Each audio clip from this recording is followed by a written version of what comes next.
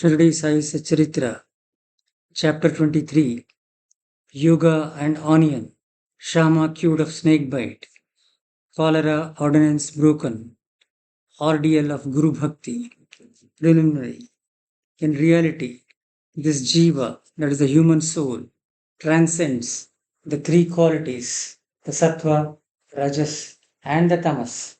For being deluded by Maya, he forgets his nature, which is pure consciousness, knowledge, bliss, and thinks that he is the doer, and thus entangles himself in endless miseries and does not know the way of deliverance. Only way of deliverance is the loving devotion towards Guru's feet.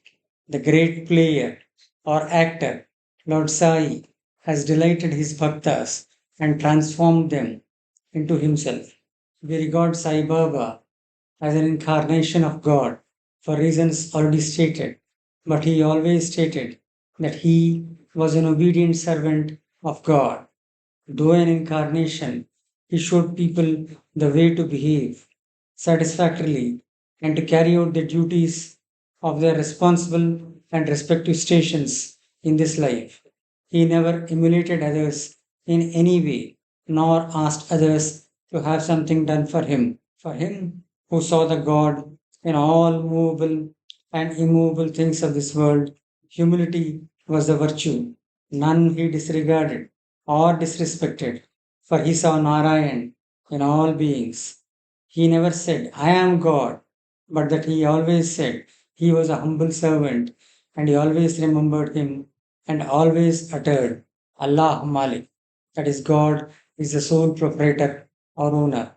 We do not know the various kinds of saints, how they behave, what they do, etc. We only know that by God's grace they manifest themselves in the world to liberate the ignorant and bound souls.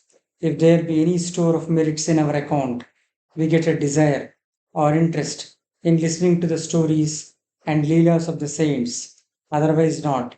Let us now turn to the main stories of this chapter, Yoga and Onion. Once it so happened that a sadhak of yoga came to Shirdi with Nana Sahib Chandurkar. He had studied all the works on yoga, including the Yoga Sutras of Patanjali, but had no practical experience. He could not concentrate his mind and attained samadhi even for a short time. He thought that if Sai Baba will be pleased with him, he will show him the way to attain samadhi for a longer time. With this object in view, he came to Shirdi, and when he went to the masjid, he saw Sai Baba eating chapati with onion. On seeing this, thought crossed his mind. He thought, how can this man eating stale bread with raw onion solve my difficulties and help me? Sai Baba read his mind and said to Nana Sahib, O Nana, he who has the power to digest onion alone should eat it and none else. Hearing this remark, the yogi was wonderstruck and he fell at Baba's feet with complete surrender. With pure and open mind, he asked his difficulties and got a solution from Baba. Thus, being satisfied and happy, he left Shirdi with Baba's Udi and blessings. Shama cured of snake bite. Before Hemadpan begins the story, he says about the jiva that it can be very well compared with a parrot and that they are both are bound, the one in the body and the other in a cage. Both think that their present bound state is good for them. It is only when a helper, that is Guru, comes and by God's grace opens their eyes and liberates them from their bondage that their eyes are opened to a greater and larger life as compared to which their former bound and limited life is nothing. In the last chapter, it was shown how Baba anticipated the calamity that was to befall on Mr. Mirkar and rescued him from it. Now, let the readers hear a story more interesting than this. Once Shama was bitten by a poisonous snake. His little finger was bitten, and the poison began to spread in the body. The pain was also severe, and Shama thought that he would pass away soon.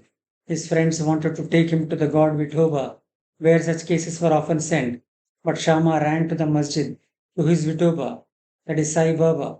When Baba saw him, he began to scold and abuse. He got enraged and said, "O vile Bhaturdiya, do not climb up. Beware if you do so." And then roared, "Go, get away, come down." Seeing Baba thus red with wrath, Shama was greatly puzzled and disappointed. He thought that the masjid was his home and Sai Baba his sole refuge. But if he was driven away like this, where should he go? He lost all hopes of life and kept silent. After a while, when Baba became normal and calm, Shama went up and sat near him. Then Baba said to him, "Don't be afraid. Don't care a jot. The merciful fakir will save you. Go and sit quietly at home. Don't go out. Believe in me and remain fearless and have no anxiety." Then he was sent home. Immediately afterwards, Baba sent Tatya Patil and Kaka Sahib Dikshit to him with instructions to the effect that he should eat what he liked, should move around in the house, but should in no case lie down and sleep. Needless to say that these instructions were acted upon, and Shama got all right in a short time. Only thing to be remembered in this connection is this: the words of Baba or the five syllabled mantras, "Go, get away, come down," were not addressed to Shama as it apparently looked, but they were direct order to the snake and its poison not to rise up and circulate through Shama's body. Like others well versed in Mantra Shastra, he had not to use any incantation, charged rice, or water. His words only were sufficient and most efficacious in saving the life of Shama. Anyone hearing this story and other similar ones will beget firm faith in the feet of Sai Baba, and the only way to cross the ocean of Maya is to remember the feet of Baba in the heart. Cholera epidemic. Once cholera was raging virulently in Shirdi, the residents were much frightened and they stopped all communication with outside people. The Panch of the village assembled together and decided upon two ordinances as a remedy to check and put down the epidemic. They were: no fuel cart should be allowed to come in the village, and no goat should be killed there. If anybody disobeyed these ordinances, they were to be fined by the village authorities and the Panch. Baba knew that all this was mere superstition, and therefore he cared a damn for the cholera ordinances. While the ordinances were in force, a fuel cart came there and wanted to enter the village. Everybody knew that there was scarcity of fuel in the village, yet the people began to drive away the fuel cart. Baba came to know of this. He came to the spot and asked the cartman to take the fuel cart to the masjid. None dared to raise his voice against the action of Baba. He wanted fuel for his dhuni, and so he purchased it like an Agnihotri, keeping his sacred fire alive throughout his life. Baba kept his dhuni ever burning all day and night, and for this he always stocked the fuel. Baba's home, that is the masjid, was free and open to all. It had no lock and key, and some poor people removed some wood from there for their use. Baba did not grumble about this. Baba saw that the whole universe was pervaded by the Almighty, and so he never bore enmity or ill will to anybody. Though perfectly detached, he behaved like an ordinary householder to set an example to the people. Ordeal of Guru Bhakti. Let us now see how the second cholera ordinance fared with Baba. While it was in force, somebody brought a goat to the masjid. It was weak, old, and about to die. At this time, Fakir Pir Muhammad of Malegaon, alias Bade Baba, was near. Sai Baba asked him to behead it with one stroke and offer it as an oblation. This Bade Baba was much respected by Sai Baba. He always sat on the right side of Sai Baba. After the chilim was first smoked by him, it was then offered to Baba and others. After the dishes were served, at the time of taking meals at noon, Baba called Bade Baba and made him sit on his left side, and then all partook of food. Baba paid him also daily 50 out of the amount collected as dakshina. Baba accompanied him 100 steps whenever he went away from the masjid. Such was his position with Baba. But when Baba asked him to behead the goat, he flatly refused, saying, "Why should it be killed for nothing?" Then Baba asked Shama to kill it. He went to Radhakrishna Mai and brought a knife from her and placed it before Baba. Knowing the purpose for which the knife was taken, she recalled it. Then Shama went to bring another knife, but stayed in the Vada and did not return soon. Then came the turn of Kaka Sahib Dikshit. He was good, no doubt, but had to be tested. Baba asked him to get a knife and kill the goat. He went to Sate's Vada and returned with a knife. He was ready to kill it at Baba's bidding. He was born in a pure Brahmin family and never in his life knew killing. Though quite averse to do any act of violence, still he made himself bold to kill the goat. All the people wondered to see that while Bade Baba, a Mohammedan, was unwilling to kill it, but this Brahmin was making preparations to do so. He tightened his dhotar and with a semicircular motion raised his hand with the knife and looked at Baba for the final signal. Baba said, "What are you thinking of? Go on, strike." Then, when the hand was just about to come down, Baba said, "Stop! How cruel you are! Being a Brahmin, you are killing a goat." Kaka Sahib obeyed and kept the knife down and said to Baba, "Your word is law unto us. We do not know any other ordinance." Then, when the hand was just about to come down, Baba said, "Stop! How cruel you are! Being a Brahmin, you are killing a goat." Kaka Sahib obeyed and kept the knife down and said to Baba, "Your word is law unto us. We do not know any other ordinance.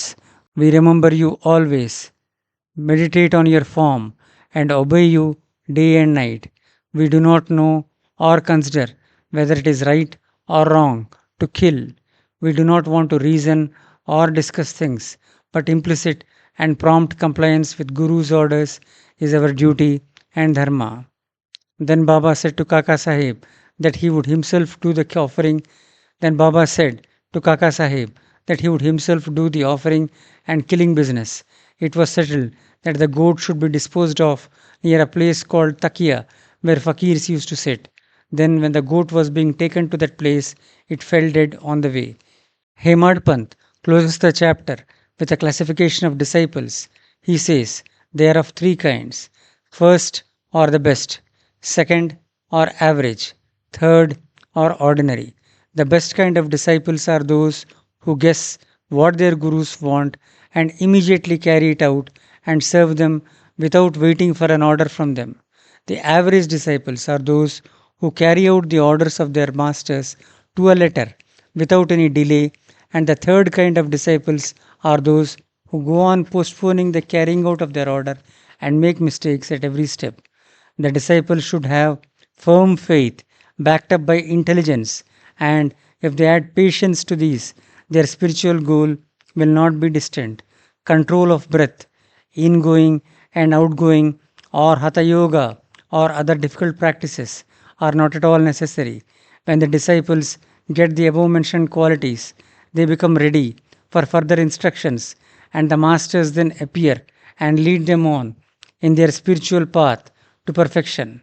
In the next chapter, we deal with Baba's interesting wit and humor. Akhilanda Koti Brahmanda Nayaka, Rajadiraja Yogi Raja Parabrahma, Srimad Sajdananda Samartha Sadguru, Sainath Maharaj Ki Jai. End of chapter 23. Bow to Shri Sai. Peace be to all. For our readers, no matter where you are, we have made it easy to listen to and learn the 53 chapters of Sai Satcharitra in a simple and understanding manner through the Sanatana Nidhi application. Download the Sanatana Nidhi app and learn about the life of Sai Baba. Additionally, participate in our special quiz program and stand a chance to be winners. After each chapter, take part in the quiz to test your knowledge and win prizes. Join this spiritual journey with your family. Download the Sanatana Nidhi app now, available on Google Play Store and Apple App Store. For more details, visit our website.